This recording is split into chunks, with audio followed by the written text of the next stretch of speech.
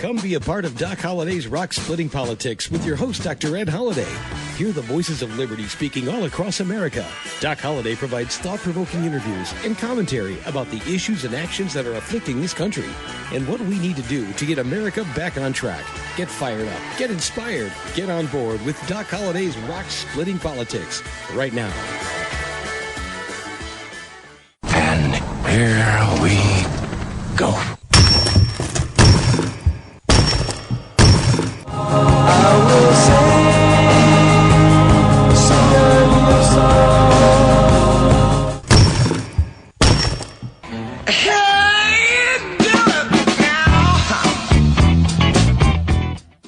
And once again, that's the sound of rock cracking. Last week we had a great Thanksgiving special. Hope you listened to that. But this week we're kicking it right back into rock splitting politics. I'm your host, Dr. Ed Holliday. You're listening to us right here on webtalkradio.net. That's webtalkradio.net. Last week, President Trump, our commander-in-chief, he went to Afghanistan. Guess what? Doc Holliday went back to New Zealand a couple weeks ago. And if you remember a few months back, we had a show about New Zealand, the presidential election, because a presidential candidate running for the Democratic nomination, Marianne Williamson, said something about New Zealand. If you don't remember that, go back and listen to our archive shows. Go back and look in our archives. Check that out. But Doc Holliday went to New Zealand, went back because there was something that surprised me there. Out in the middle of nowhere in a little town, a Trump 2020 sign with a big American flag right in the middle of New Zealand. So what does that mean? What do people in New Zealand think about Donald Trump? What do people around the world think about Donald Trump? Where do they get their information? Well, those are some things we're going to talk about in today's show, along with some of the clips of President Trump doing a surprise visit to the troops in Afghanistan. So we got an interesting show, and it tells about what the world is thinking now. And where are we going as America? Where are we going? So before we get to this interesting show, let's talk about what happened last week about China, that President Trump signed a bill backing Hong Kong protesters. It's angering China. Now, was this a good time to sign a bill backing the Hong Kong protesters? Well, you know President Trump has been in deep negotiations with the Chinese government about economics and tariffs. And now he would sign a bill that is backing the Hong Kong protesters. Well, it passed handily in the House and in the Senate, went to the president's desk. The president didn't blink an eye. What did he do? He signed the bill. So where does that put Donald Trump? Well, it puts him squarely on the side of freedom. Now, we know when in the middle of negotiations with the country of Iran, and President Obama, back a few years ago, wanted so badly to get a deal with the Ayatollahs, the people in charge of Iran, that he tiptoed around. When there were freedom fighters in Iran on the rooftops shouting for freedom, he stood with the entrenched radical Islamic leaders in Iran. He did not stand behind the protesters. He did not want to mess up his negotiations with Iran. And he put together a deal that, thank goodness, President Trump backed out of, because it was a deal, and everybody warned President Obama then. They warned the Iranians. This is a deal is not a treaty by the U.S. Senate, because it would never get through the Senate. It was not a treaty, and therefore it was easy for another president to do away with it. But going back to what President Obama did at the time, he was afraid to rock the boat when he's trying to negotiate this big, important deal with Iran, and therefore he let the freedom protesters be squashed, and the cry for freedom Iran that had a lot of support, it faded away. I hope it'll revive again. I hope Donald Trump signing this bill and letting the protesters in Hong Kong know that Americans are backing their protest for freedom, I hope it will give some strength to those in Iran who still desire to have a freedom, something they've never had in the last 40 years of oppression by these Islamic radicals. So that's the spirit of freedom that Donald Trump is backing up. Will it make negotiations with China tougher? Of course it will. But President Trump sees the spirit of freedom, the spirit that's in America's DNA to stand up for freedom, and that's what he's doing when he's draining the swamp. Well, he is backing freedom, even if it costs a deal with the Chinese. It lets the people around the world know that America backs freedom. Those who want to live free have hope when they look at America. So thank you, President Trump, for what you've done, standing up for the freedom fighters, the protesters there in Hong Kong. And wow, wouldn't that be something if they said, hey, we want freedom and back off, Big China?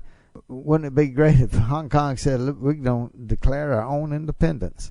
That would be probably a bridge too far, but it's hope. Hope is not lost in those who desire freedom, especially when America stands up for it. And thank you, Donald Trump, for showing the difference of what it means to stand up for those who are fighting and desiring freedom around the world.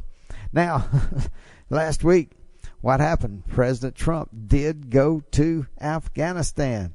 And so many times he gets criticized by so many people. Why don't you go to Afghanistan? And he kept it secret. And when everybody thought he was going to do a phone call and talk to some troops from his home in Florida, no, he was on the plane. Air Force One was jetting over to Afghanistan in a surprise move. And he ate Thanksgiving dinner for the troops. You listen to what he had to say, and he didn't get to eat all his Thanksgiving dinner, just the mashed potatoes, he said. But let's play a little clip of President Trump speaking for our troops in Afghanistan. Take a listen to this. The Taliban wants to make a deal. We'll see if they want to make a deal. It's got to be a real deal, but we'll see. But they want to make a deal. And they only want to make a deal because you're doing a great job. That's the only reason they want to make a deal. So I want to thank you, and I want to thank the Afghan soldiers for really, I've spoken to a lot of you today, and you say they're really fighting hard. I was very impressed with that, actually, so I want to thank you. And General Milley, again, to be at Bagram Airfield, I've heard so much about. It's an incredible place. This is some airfield, some fortress. I want to thank all of the Afghanistani troops. We have a lot of them here, actually. We have a number of them standing around, saying hello and waving, and we appreciate it. And I also say to you, just at ease, let's just enjoy ourselves for a couple of minutes. I'm going to introduce a few people. But there's nowhere I'd rather celebrate this Thanksgiving than right here with the toughest, strongest, best and bravest warriors on the face of the earth. You are indeed that. You know, when I took office, if you can believe it, almost 3 years ago, we were very depleted. Our military was depleted in terms of equipment. You see, right? They're all shaking their heads. That's right. We have all those brand new planes and brand new helicopters and brand new ships being built now, brand new incredible submarines. Probably the most powerful submarines, probably the most powerful weapon in the world is what we're building. The form of submarines. Nothing's even close. But we have things that nobody's seen, nobody's heard about, and we'll keep it that way. But we've spent $2.5 trillion, very close to that number, and very shortly it'll be at $2.5 trillion. And while I don't love that, you know, what that does to my budget, because I'm a budget person, we don't have a strong military. Budgets don't matter much, do they? Huh? Not going to have to worry about budgets. So with what's going on in the world today, very important. $2.5 trillion.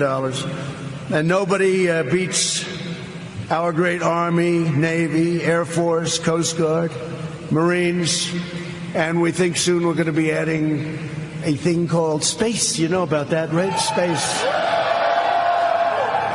We're going to have space covered very well. We're covering it now, but we have to cover it to a much greater extent, and you'll be hearing about that in the coming days and weeks. I've just come from serving Thanksgiving dinner to some of you. I recognize already some of you in the audience, and with General Milley and the folks.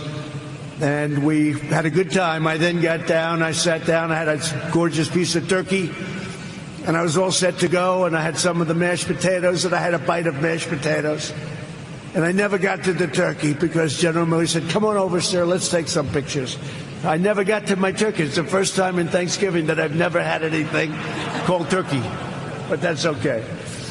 See, I told you President Trump didn't get all his turkey. He didn't get any of his turkey, just some mashed potatoes. But he was glad to be there with our troops in Afghanistan. And you could tell by his voice he was fired up. And he was there with America's warriors, America's troops who fight for freedom and stand up and go to all the tough places in the world so that we can eat our Thanksgiving dinners with our families at home in America. We give thanks to our soldiers. We give thanks to those who are protecting America across the world. And we are glad that President Trump, our Commander-in-Chief, was in Afghanistan with our troops on Thanksgiving Day. So thank you, Mr. President, and thank you for encouraging our troops. We thank you, troops all over the world, for what you do for our country, for our protection, so that we can live free. In fact, we're talking about living free, and there's countries around the world who live free and have a taste of freedom. And the reason they do, because countries like America are trying to protect the freedom around the world. And that's why today I told you we not only are talking about President Trump going in a surprise visit to visit our troops in Afghanistan, we have some reports from New Zealand. Now, why New Zealand? Well, why not? New Zealand is a peaceful country, sort of out of the way. You can't, it's not in a major trade route. There's a lot of ships go there and a lot of trade, and they got a pretty good economy there in New Zealand.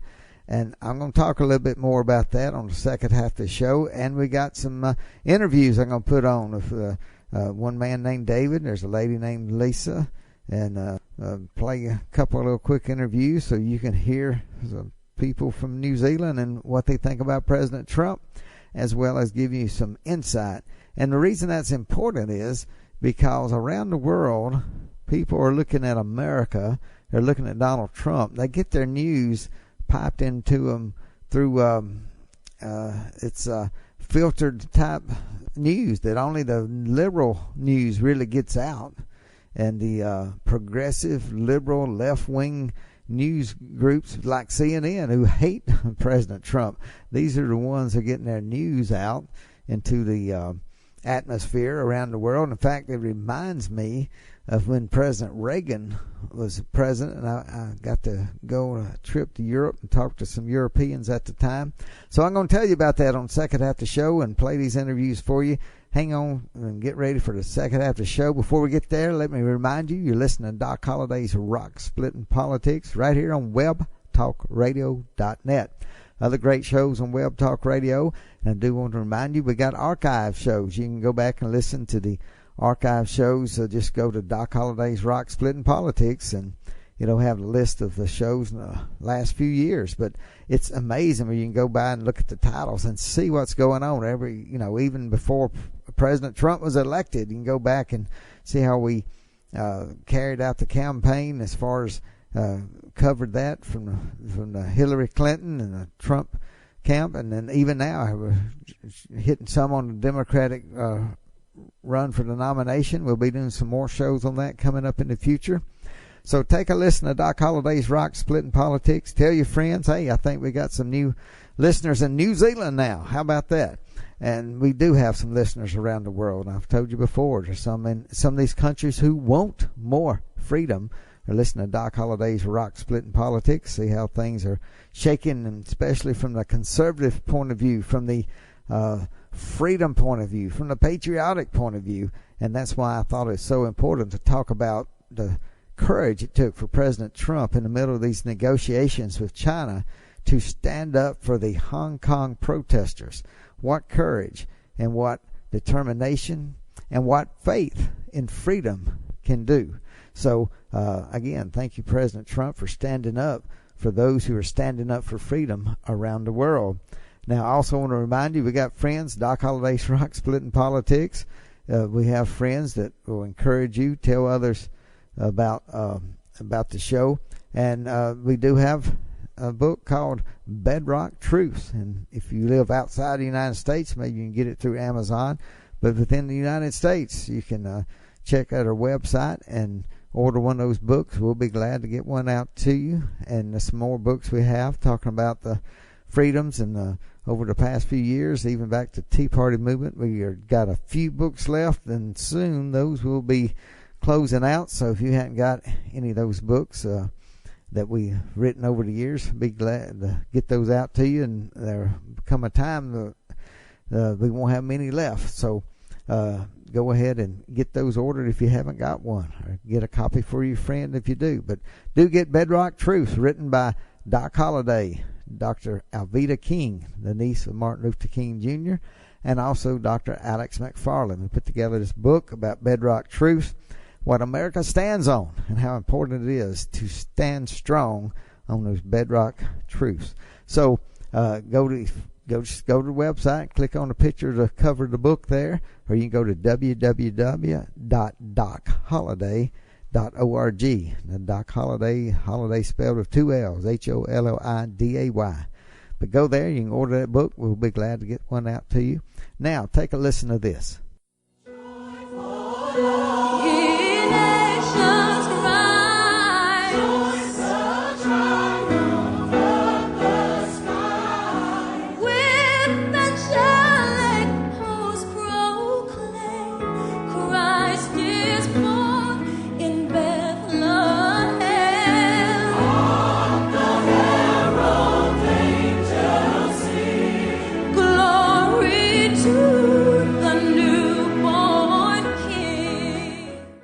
And that was Miss Mariah Carey kicking off the Christmas season right here on Doc Holliday's Rock Splitting Politics. Remind you, those who celebrate Christmas, that it's time to also get gifts, and you can get that gift from Doc Holliday's Rock Splitting Politics, one of the books we recommend. So go and get some gifts to put under the tree. And now let me remind you that during the month of December, we've got a lot to look for. Impeachment. You know, what are the Democrats going to do? They're going to keep pushing this, or they're going to cut their losses, or are they going to risk even more, or will something come out about President Trump we haven't heard before? But we do know the Inspector General's report should be coming out in next week sometime, and talking about the misuse of the FBI and some improper techniques that were done, and even maybe some fraudulent documents that were forged. We don't know exactly, so we're waiting to see what the Inspector General says. And who is going to have more in the news, the Inspector General, or impeachment process, or Santa Claus? Who knows? Well, keep up with it right here at Doc Holliday's Rock Splitting Politics. Now, I told you, if you listened to our show 3 months ago, we did go into New Zealand because Marianne Williamson made a statement that if she was elected president of the United States on the Democratic ticket, if she got the nomination and got elected president, the first thing she'd do is call the president of New Zealand and ask her and tell her that the best place for a child to grow up is in the United States, not New Zealand. And we did a show about that. We went to New Zealand, and, we talked to a lot of people, and we also looked around New Zealand. Never had been there before. It is a fantastic country, a great country, a country with so much potential. It's I don't know what the growth of their economy is, but they have so many farms. They got so many sheep, cattle, and forestry products. They have a great peaceful environment there, and they're away from any. They're not land connected to somebody for immigration trying to come in. They just have some good opportunities. It's a great place to visit. Beautiful, beautiful. And not just the landscape, but the people. So we talked to some of the people, and I wanted to know, what did I asked them, what do you think about President Trump? I was trying to see what kind of slant, and I knew it probably was, and pretty much they get liberal news outlets to get their news, and so you can imagine so much because of the news that they get, a lot of them don't have a good idea of President Trump, although they do know that the American people are going to have to make a choice in an election coming up, and will President Trump be reelected? A lot of people are wondering what is happening, and some of them they don't understand impeachment, and they don't really know what is going on as much as Americans do about impeachment. And a lot of Americans don't care about impeachment because they don't think the president should be impeached. And those who think he's getting impeached think that's him getting kicked out. But we know that doesn't mean that. It only means it goes to a trial in the Senate, where it's very unlikely the president would ever be kicked out of office. So what do people think about? I told you, it reminded me when in the 1980s, when I just got out of dental school, I did take a 2-month backpacking trip to Europe. And I got to speak to several people. And I never forget, there's one young man, he's from Norway. And he didn't like Reagan. He said, Reagan is such a cowboy. You in America elect these cowboys like Reagan. And he comes over here and he talks tough to the Russians. And then we have to live next to the Russians. They may be invading us. Reagan may start a war. They may invade us because of your cowboy president. And yet what Reagan did, he stood up tough to the Russians, and the Russians ran out of money. The Russians collapsed. The economy collapsed. It was it was a bunch of promises that the people got tired of, that the promises never came to fruition. And the Soviet Union collapsed just a few years after Reagan left office because of the pressure Reagan put on them. That's what strength can do. And yet the news media in Europe hated Ronald Reagan.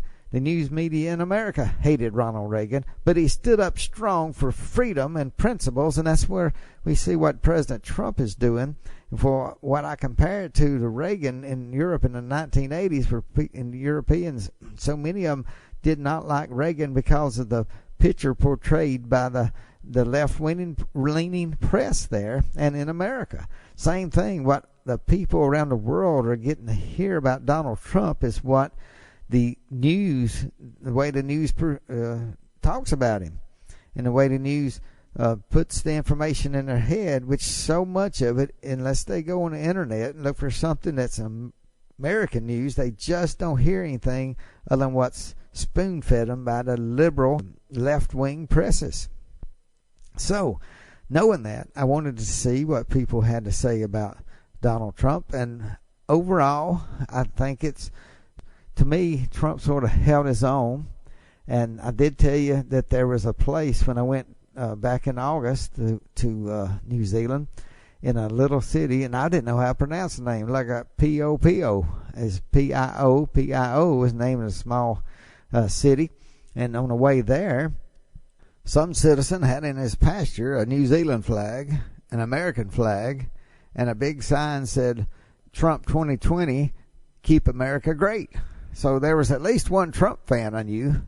But not only that, when you study different things around the world, there are people who feel like Donald Trump is speaking up and standing up strong against a swamp in America. We say drain the swamp. But there's people around the world who feel like no one's standing up strong for freedom, and they're looking at Donald Trump as one who will stand up for freedom. And that's I believe somebody out there in the middle of this city. And went back and I met a lady, and she is from this small city, and I didn't know how to pronounce it, so she told me it's pronounced Pew Pew. Pew is how do you pronounce it. She said if local sometimes call it P10. So, but there, just before you get to that small city, there is a sign, and when we went back, the sign's still up there. It didn't have a New Zealand flag by it. It was an American flag, and a big sign saying, Trump 2020, keep America great. So there are people around the world who respect and like and want to see Donald Trump reelected in America. They want to see what the American people are going to do, but it may not even be a fan of Donald Trump. But there's a restaurant there in Wellington. Wellington is the capital of New Zealand, sort of in the middle. The country is two big islands, and at the south end of the North Island, which would make it about the middle of the country, is the capital of Wellington. And I went there, and there's two places that spoke to a lot of people, and one is the Boat Restaurant. If you ever go to Wellington, right there in the harbor, the city. You find a restaurant, and there's a ship up there. It's called the Boat Restaurant. We'll go there. They got great food, breakfast, lunch, dinner. And you can tell the owner, Mr. Vin, that you heard about it from Doc Holliday. And orders a meal there, great food. But there, I got to talk to a patriot of New Zealand, Mr. David. So here's what David had to say about President Trump. Thank you, Ed. Okay, I'll qualify that. Can't talk for all New Zealanders, but for myself and a lot of my friends, Donald Trump's a bit of an enigma to us. He is like a Jekyll and Hyde character, where a lot of what he comes out with, a lot of us can agree with. Some of the stuff he does is just, we'd put our kids, give them time out for what he does. So, but on the whole, you've got to admire somebody who's raised himself up to a level where he's become multi-millionaire. He's actually run for and won the presidency. There's not a lot of people in any country who managed to do something like that. So he's to be respected and applauded for what he's done. We just hope that a lot of what he says doesn't come to fruition, because we're all going to burn. But he, on the whole, I'd say he's a genuine person, and he makes mistakes like the rest of us. And whether you vote him back in for another term, we're watching and with a lot of interest. Thank you, Ed.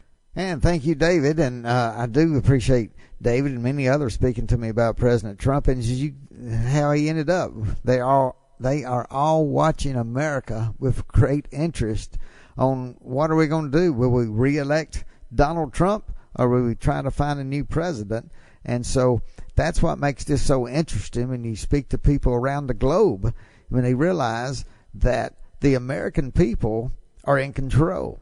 And as much as the swamp wants to be in control, as much as some Democrats now in Congress like Nancy Pelosi, or in the Senate with Chuck Schumer, they want to be in control. But no, it's the American people who will decide who is the next president of the United States. So people around the world, just like David, are wondering how Americans are going to cast their vote in November of 2020. And some people are going, well, what if President Trump is impeached? Well, what if he's impeached?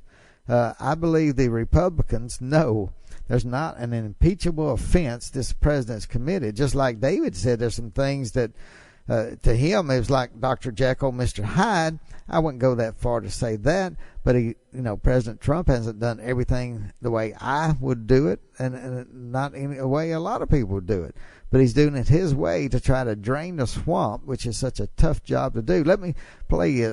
There's some, again, the press has colored this President Trump in such a way as it makes a lot of women seem to hate President Trump. And yet he has so much women for Trump support here in America, because people in America can cut through and have other alternative means of hearing news, so it's not so much propaganda that comes from the left-wing press. But take a listen to what this couple of New Zealanders, they were there right outside of the Parliament building, had been meeting with some members of Parliament, asked them, there's a couple of ladies that spoke to me about President Trump. So let me play that clip for you right here.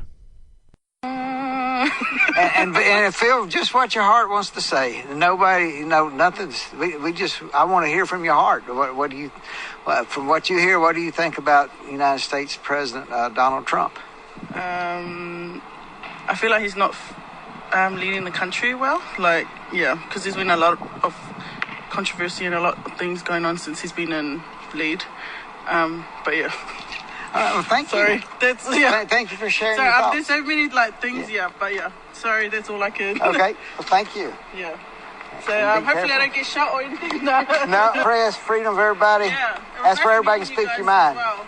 Be safe. Yeah, you guys too enjoy New Zealand. Thank you. Definitely. How long are you here for? We got to leave Sunday morning. So okay. We're flying out. We started in Auckland, came down here, and then we're flying out. Well, you've got the lovely weather. It's supposed to be our summer. Well, that's what we were hoping to get some of the good weather. You would have got some yesterday, but today. Would you mind saying anything? Would you like to say something? Okay, I'll say something.